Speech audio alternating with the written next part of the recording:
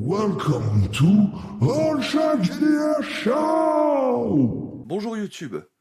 Suite à ma vidéo Comment créer des PNJ crédibles, j'ai eu une question de Soreus. Et je me suis dit que la réponse ferait un bon complément à ma vidéo. Donc Soreus nous dit, je pense qu'il y a deux aspects. La première impression et l'impression sur le temps long. Mais j'ai beau réfléchir à comment le PNJ doit se comporter au final, quand je suis dans le rush de la partie, je n'arrive pas à me concentrer assez et elles finissent beaucoup par se ressembler. Merci pour ta question, tu as tout à fait raison. Il y a la théorie et la pratique. Et le stress d'une partie peut nous faire retomber dans nos vieilles habitudes.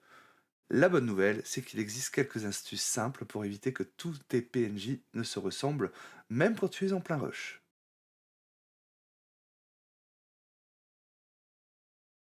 Quand tu crées un PNJ à l'avance ou même que tu l'improvises, associe-le à un seul mot-clé. Un seul. Ce mot doit encapsuler sa personnalité la plus forte.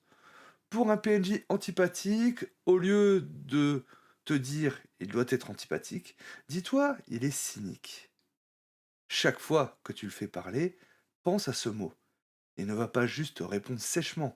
Il va se moquer de l'idéalisme des joueurs, douter de leur motivation, et toujours voir le mauvais côté des choses. Pour un PNJ bienveillant, choisis un mot comme naïf. Il n'est pas juste gentil, il est crédule.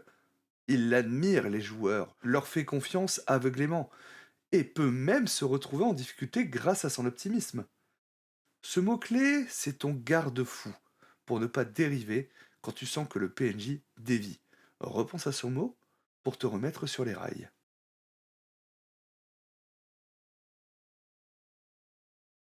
Si tu trouves que tes PNJ finissent tous par se ressembler, c'est peut-être parce que tu utilises toujours le même moule. La prochaine fois, essaie de faire l'inverse de ce que tu ferais d'habitude. Si ton dernier garde était un vieux grognon, le suivant sera une jeune recrue trop zélée qui ne rêve que de gloire.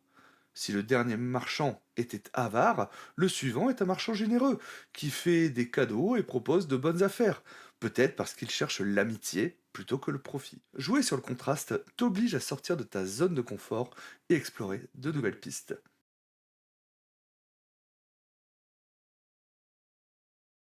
Un autre moyen efficace de les différencier, c'est d'ajouter une petite chose que tu peux facilement reproduire. Un tic verbal. Vous voyez? Bien sûr, oui, oui. Un tic physique. Toujours se frotter les mains, cligner de l'œil, se, se gratter la nuque, hein. Ça te donne un point d'appui physique à chaque fois que tu prends la voix du PNJ. C'est comme une encre pour le personnage qui te permet de te remémorer sa personnalité en une fraction de seconde. En résumé, pour la première impression comme pour le long terme, n'essaye pas de gérer une liste de traits de caractère. Choisis-en un seul, un mot-clé. Laisse ce mot guider toutes tes interactions avec le PNJ. Ça te permettra d'être plus spontané tout en gardant une cohérence forte.